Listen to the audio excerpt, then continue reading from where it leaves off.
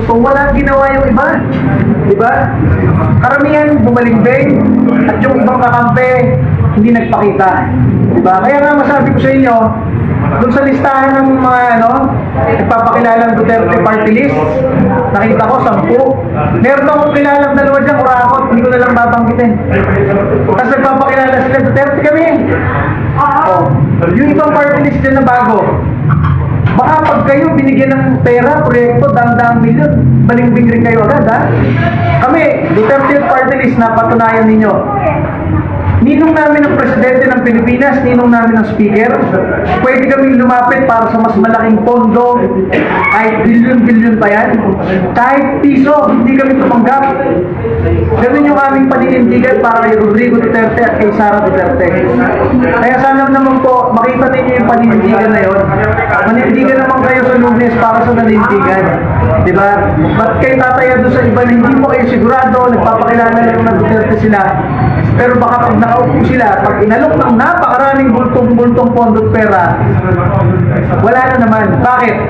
Karamihan ng mga kongresista at party list ngayon, inendorso na yan ni Pangulong Duterte at ni Sara noong 2019 at 2022. Ilan dyan sa mga inendorso ang naiwan? Duterte at party list na iwan. Kaya sana po yung ganong paninindigan, tulungan naman ninyo, panindigan ninyo. Kasi sinasabi ng iba, huwag na natin iboto yung Duterte party list, panalo na yan. Pag lahat ng Duterte supporter ay naniwala doon, talo tayo. Kami pa yung natalo. Di ba? So sana po, kung kayo ay naniniwala sa aming pinaglalaban, kung nakita ninyo na kami lang ang nanindigan para kay Pangulong Duterte, sa Kongreso kami lang nagtanggol. Kung nakita ninyo, kami lang ang nag-file ng impeachment laban sa umargabyado kay Pangulong Duterte. Kami lang ang nag-file ng pagbabalik ng death penalty laban sa mga durugista, kriminal at kurakot pa. Baka naman makita ninyo may paninindigan talaga kami na maging boses ninyo sa Kongreso. At hindi kami yung mga tahimik lang para magnegosyo sa gobyerno. Wala kami kahit anong negosyo sa gobyerno. Kaya sabi ko sa inyo, pag kami natalo, alis na lang kami sa Pilipinas. Accept na lang namin na ayaw ng mga Pilipino. Pero kapag kami nanalo, wala kaming ibang tutularan kundi sa Pangulong Duterte kung ano mga ginawa niya sa Pilipinas. Plus isasama namin yung mga kurakot. Panahon na para habulin pati mga kurakot at paglarambok sa Pilipinas. Okay. Back to issue tayo, sir.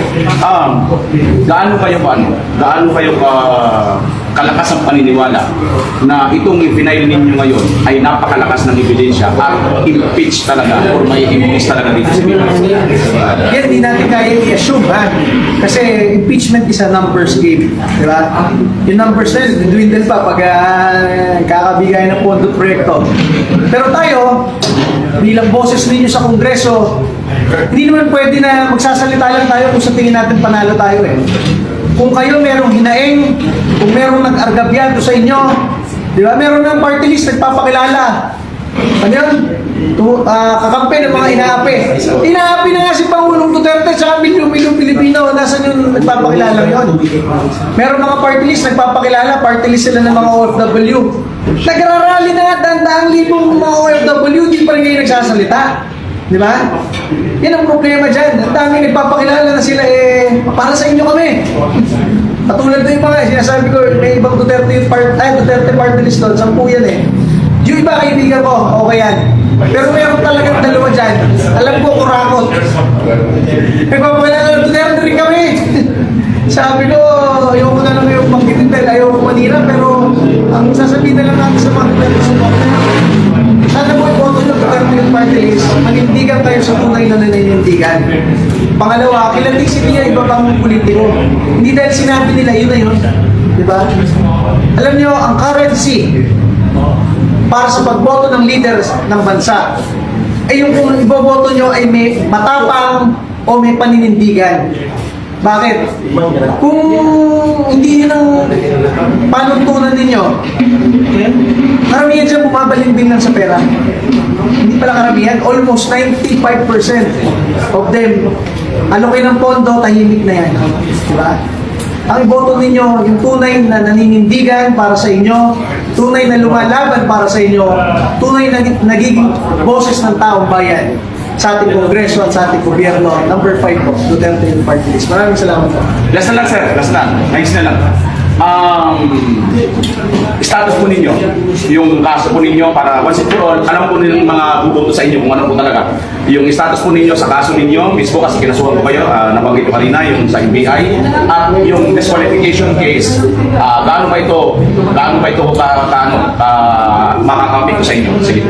O yung sa NBI nga, sabi ko nga, pinasampi na ako ng NBI, punta ako doon, sama ko yung abogado ko, tinanong ko kung anong kaso, sabi nila unlawful utterance, may na-utter daw ako ng unlawful, tinanong ko kung kailan, March 11 daw, sa Villamor Airbase, sabi ko, putangin na yun yung ano eh, yun yung ina-arresto si Pangulong Duterte, ibig sabihin, bawal ako magsalita.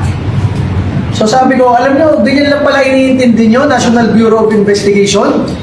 Pinopondohan namin kayo galing Kongreso, 2 billion a year. Hindi nyo man lang ma-identify kung sino yung mga, hindi nyo man lang imbestigahan yung napakaraming kinikidnap at pinapatay ngayon. Ang iniimbestigahan nyo kami, ng mga kalyado ni Pangulong Duterte. Nakakalimutan nyo, sa 4 na kinasuhan ninyo, Maharlika, wala dito. Harry Roque, wala dito. Raul Lambino, hindi pa naman senador. Kami, incumbent kami sa Kongreso. Dadaan naman kayo sa Kongreso para ipagtanggol yung hiling nyo ng budget? 2 billion a year? O tatanong namin, bakit kayo binibigyan ng 2 billion a year?